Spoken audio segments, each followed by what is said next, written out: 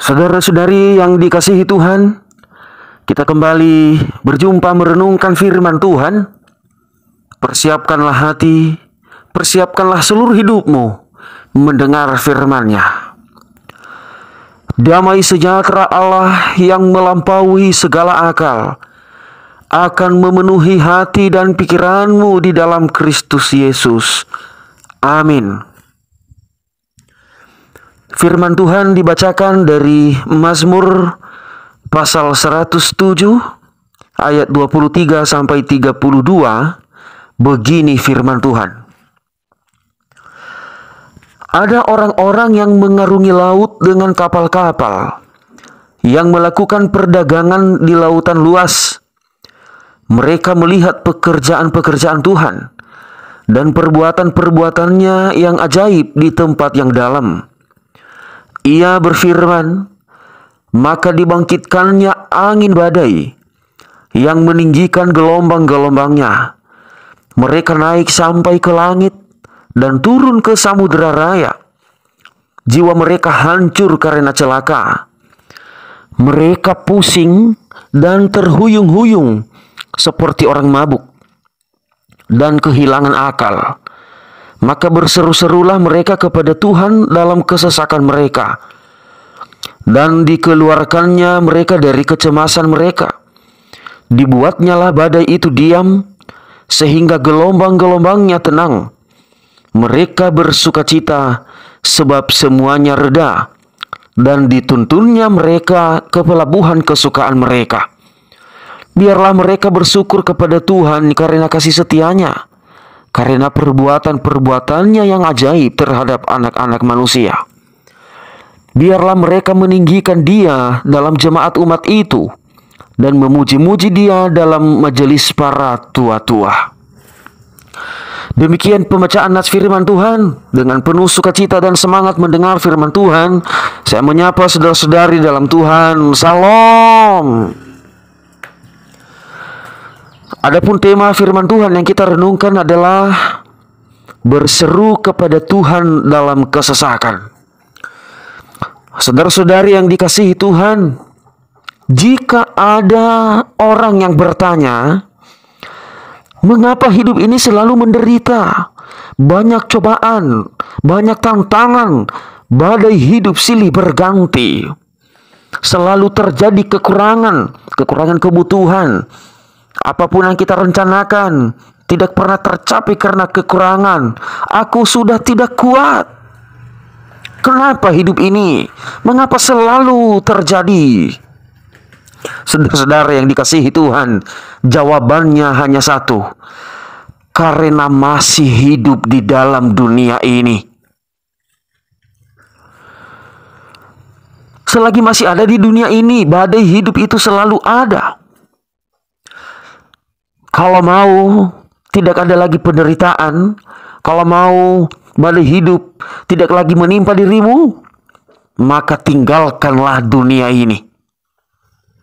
Biarlah orang-orang nanti mengatakan engkau telah meninggal dunia.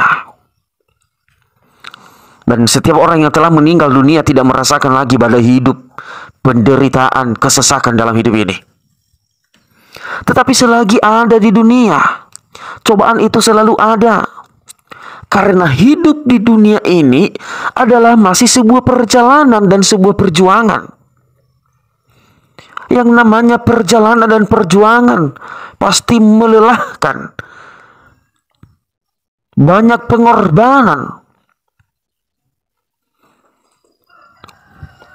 Kalau kita melakukan perjalanan, pasti disertai dengan rasa lelah. Yang namanya perjuangan pasti ada pengorbanan. Jadi hidup di dunia ini masih sebuah perjalanan dan perjuangan. Kita masih belum sampai pada tujuan hidup yang sesungguhnya. Rasa aman dan damai itu kita rasakan ketika telah sampai pada tujuan, yaitu hidup yang kekal dalam Tuhan kita Yesus Kristus, surga yang telah disediakan Tuhan bagi kita. Sekali lagi, selagi masih ada di dunia ini, selagi masih ada dalam perjalanan dan perjuangan hidup, badai kesesakan, cobaan, tantangan, dan rintangan itu selalu menimpa kehidupan kita. Firman Tuhan hari ini menggambarkan kehidupan manusia bagaikan orang-orang yang mengarungi laut dengan kapal-kapal yang melakukan perdagangan di lautan luas. Pemazmur memang sengaja menuliskan nats ini, menggambarkan hal ini karena memang benar kenyataan pada saat itu. Benar-benar pada zaman itu orang berdagang lewat laut. Jadi misalnya untuk melakukan perdagangan, mereka melakukan perdagangan tersebut dari kota satu ke kota lainnya, dan mereka sering menyeberangi lautan dengan kapal dengan membawa berbagai macam barang dagangan mereka. Dalam perjalanan mengarungi lautan, selalu diterjang badai dan gelombang hingga jiwa mereka hancur karena celaka. Mereka pusing dan terhuyung-huyung seperti orang mabuk, dan mereka kehilangan akal. Dan yang pasti barang dagangan mereka hancur yang mereka harapkan sebagai kehidupan. Mereka akan melakukan perdagangan itu untuk mempertahankan hidup, untuk kebutuhan sehari-hari. Tetapi karena badai yang menerjang, semua hancur. Yang namanya di atas kapal tidak mungkin terjun. Jika terjun malah tambah mati. Di atas kapal tidak ada pertolongan lain. Begitu hebatnya ombak, gelombang yang menerjang para pedagang yang ada di atas kapal, hingga mereka hampir celaka. Bahkan mereka kehilangan akal. Mereka terhuyung-huyung pusing seperti orang mabuk. Itu yang terjadi, dan tidak ada pertolongan lain. Yang mereka lakukan adalah menyesuaikan diri pada goyangan kapal dan mencoba terus bertahan. Hanya itu yang mereka lakukan. Mereka mencoba bertahan dan menyesuaikan diri agar jangan terjatuh, supaya mereka terus bertahan. Dan di balik itu, selain daripada menyesuaikan diri pada goyangan-goyangan kapal yang terjadi, mereka juga sembari berseru-seru kepada Tuhan dalam kesesakan mereka. Karena mereka menyadari laut, angin, alam semesta, bahkan termasuk diri mereka sendiri adalah kepunyaan Tuhan. Sehingga mereka meminta kepada yang empunya, dan yang mereka yakini hanya Tuhan yang sanggup menghentikan badai itu. Yang kemudian Tuhan mendengar teriakan mereka, dengan dibuatnya badai itu diam, sehingga gelombang-gelombangnya tenang.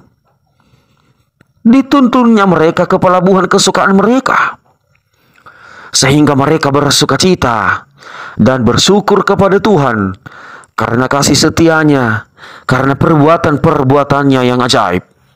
Tuhan telah mendengar teriakan mereka, menghentikan badai, dan bahkan menuntun mereka ke pelabuhan kesukaan mereka.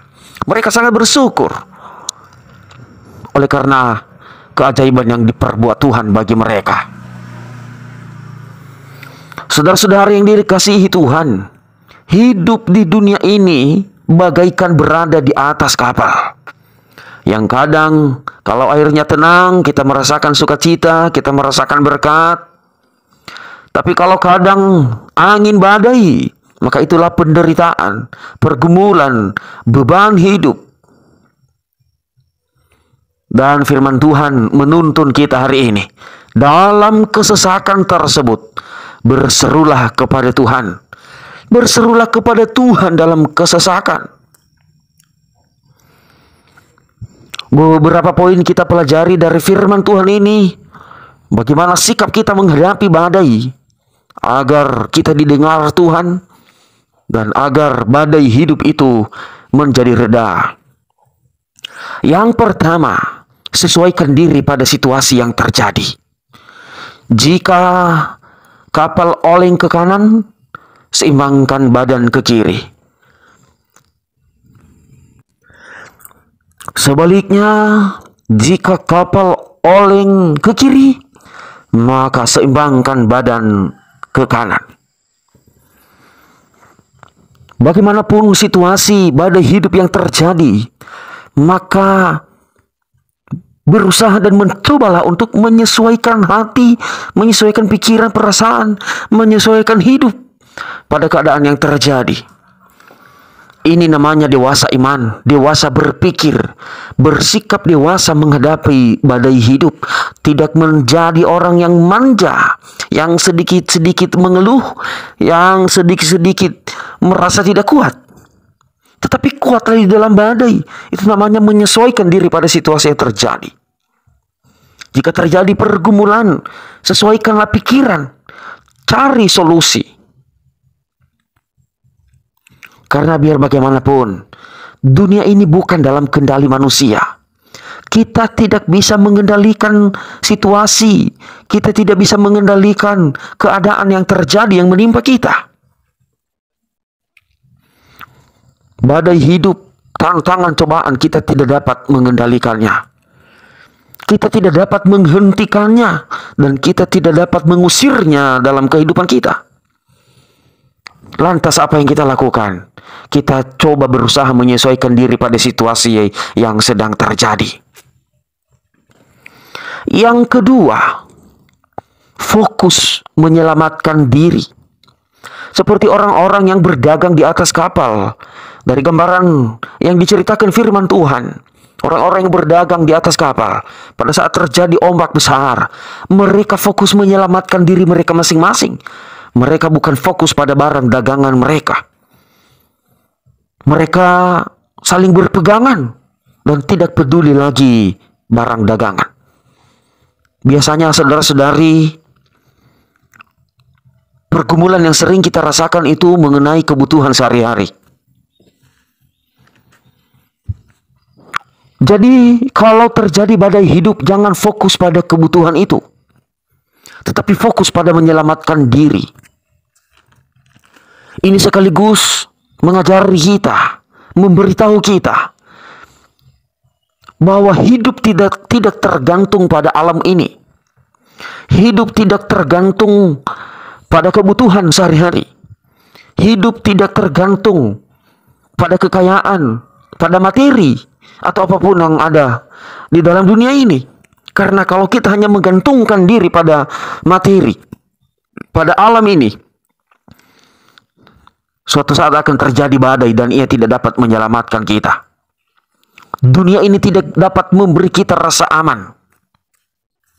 Sebab itu ketika terjadi badai hidup, jangan fokus menyelamatkan barang dagangan. Jangan fokus menyelamatkan kebutuhan materi, tetapi fokuslah menyelamatkan diri. Jika terjadi badai, jangan ikut terhanyut.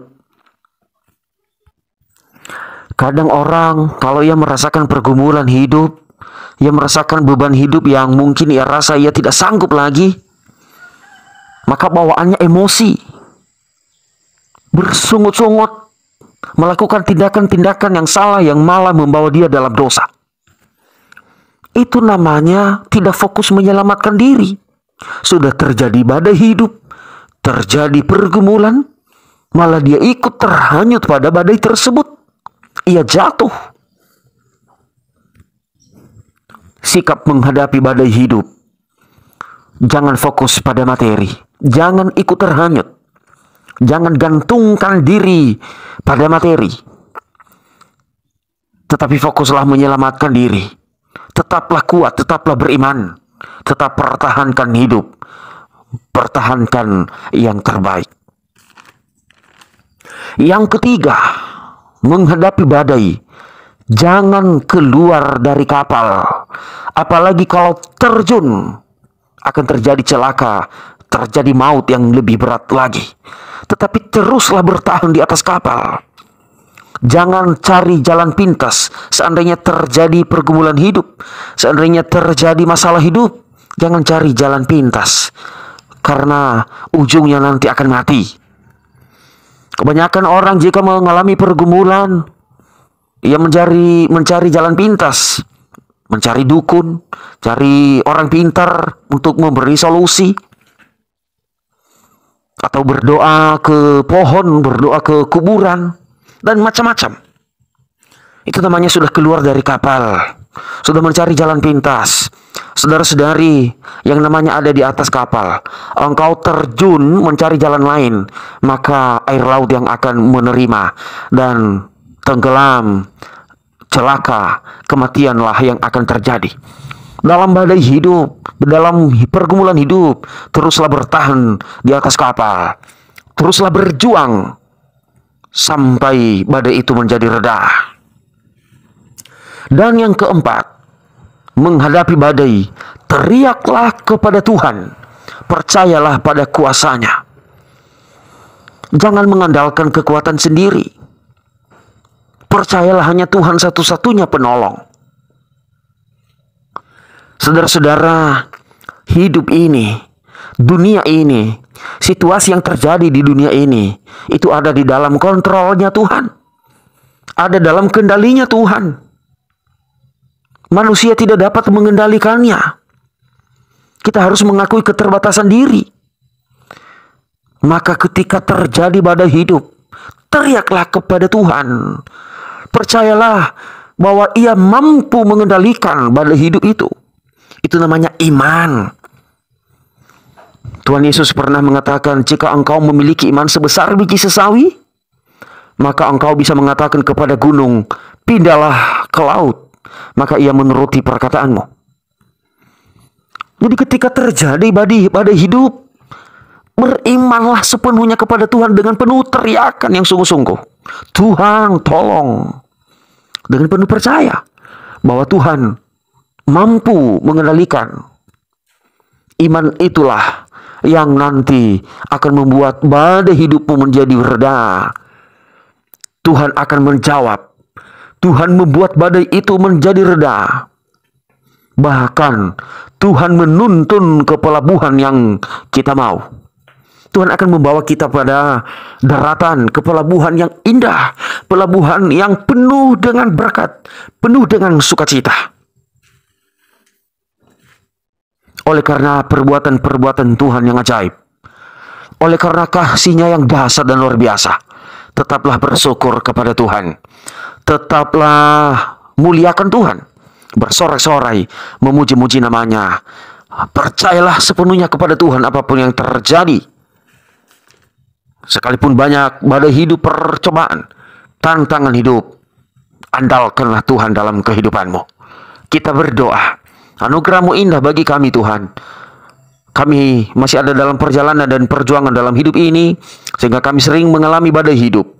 Firman-Mu mengajari kami agar kami terus bertahan, berjuang, menyesuaikan diri, bahkan teriak kepada-Mu, karena kami beriman Engkau satu-satunya Allah yang mampu mengendalikan badai hidup kami. Kami percaya Tuhan, Engkaulah yang kami andalkan sepanjang hidup kami. Amin.